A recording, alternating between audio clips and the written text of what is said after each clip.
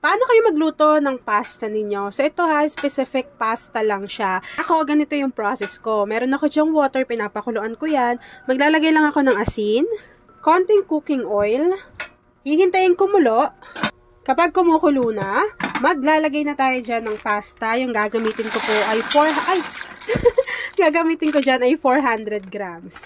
After nun, lulutuin lang natin yung ating pasta according doon sa ating balot ng pasta, kung ilang minutes na siya lulutuin. So, usually, kapag ganito po, 8 minutes. Pero ako, 7 minutes ko lang siyang lulutuin. Tapos, i-off ko na yung apoy sa aking kalan at tatakpan ko lang yan for 1 minute para yung mismong init na nandito sa ating kaserola, maluluto pa yung ating pasta for 1 minute. So, in total, 8 minutes po yung pagluto ng pasta. So, ako, gusto kong malaman kung paano ba kayo nagluluto ng pasta lang mismo ha, yung ganito lang. So, i-comment mo na yan sa ating comment box section. Kasi yung iba hindi sila naglalagay ng cooking oil, ganyan.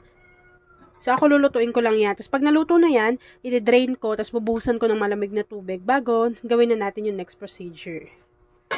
At, gaya pa rin ng dati, si Gaslight pa rin po ang ginagamit na kalan ni Ate New Angel. At ito na nga yung naluto natin na pasta. Al dente na po iyan. So, nasa sa inyo naman kung anong klaseng pasta yung lulutuin ninyo. Set aside lang natin to. Maglalagay lang tayo dyan ng konting cooking oil.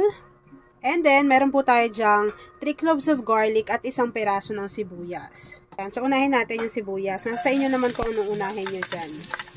Tapos, gigisahin lang natin yan hanggang sa mag-translucent po yung ating sibuyas. Nasa sa inyo na rin kung gusto nyo dagdagan. And alam nyo ba kung bakit ko to niluto? Dahil napakamahal po ng order nito sa restaurant. So, gawin na lang natin sa bahay. Mas tipid, mas marami. Tapos, makakain pa kayo ng marami. Diba? Lahat pa kayo makakain. After mag-translucent ng ating sibuyas, maglagay na tayo dyan ng bawang. Yung nilagay ko dyan na bawang ay 3 cloves. Ganun ulit, damihan nyo na lang kung mahilig kayo sa bawang. Tapos, hintayin lang natin yung mag-light brown. Lalagay ako dyan ng asin. At maglagay rin po tayo dyan ng paminta. Kapag nagisa na po natin ng maigi yung ating sibuyas, pati yung ating bawang, maglalagay po tayo dito ng chicken breast. Tapos, hiniwa ko lang ng maliliit. Yan. Tapos, ilagay lang natin to dyan. And, lutuin lang natin to. Hanggang sa makita ninyo, yung parang nag-iiba na yung kulay ng ating chicken breast. Kapag medyo iba na rin yung kulay ng ating chicken, meron ako dito isang peraso ng malaking Hungarian sausage. Tapos, hiniwa ko lang siya ng ganyan, paslant. Tapos, syempre, lulutuin na rin natin yan. Kasabay ng ating chicken. Nasa sa inyo kung gusto niyo pa pong dagdagan, tapos kung gusto niyo na medyo maliit yung hiwa, wala naman pong problema yun. Grabe, ang bango. Meron palang cheese yung Hungarian sausage na nabili ko.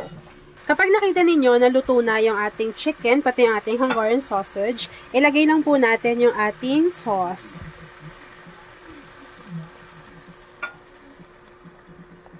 So, ito po ay spaghetti sauce.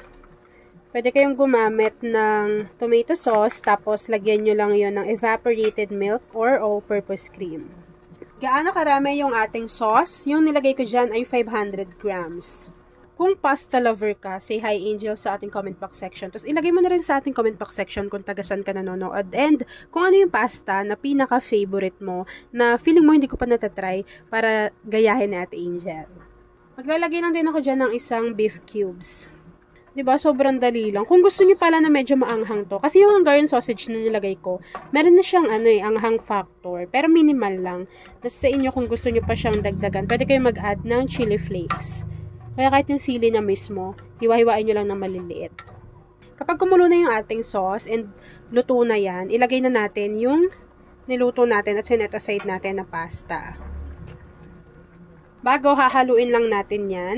Kung gusto niyo maglagay pa ng another pampalasa, kagaya ng mga dried basil, ganyan, kung ano pa yung mga paprika, diba? Nung napunta kasi kami sa mall, tapos merong restaurant, ang mahal ng ganito nila mga order. Tapos sabi ko, ay, try ko na lang sa bahay. Tapos tignan nyo, 400 grams lang yan ha. Yung pasta na yan, wala pang 50 pesos yung bili ko dyan. Tapos yung chicken breast, syempre, nasa sa inyo naman kung magkano yung kilo niyan. Pero ako, isang lang naman yun, isang breast. Tapos yung Hungarian sausage, 1 piraso lang. Tapos for sure naman, meron na rin kayong mga pampalasa dyan.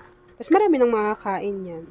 At ayun na nga mga kakusina, tapos na po ang ating easy at masarap na pasta recipe na chicken Hungarian pasta. Kung nagustuhan mo yung ating video, please like and share this video. At kung hindi ka pa nakakapag-subscribe sa aking YouTube channel na Kusina ni Angel, please click subscribe button. Click mo na yung notification bell. Click all para lagi kang updated sa bawat ina-upload kong mga videos. At kung hindi mo pa to nasusubukan, subukan mo na yan. Dahil may enjoy nyo po yung ganitong klase ng pasta. Lalo ngayon, di ba, malapit na ang iba't ibang klase ng okasyon.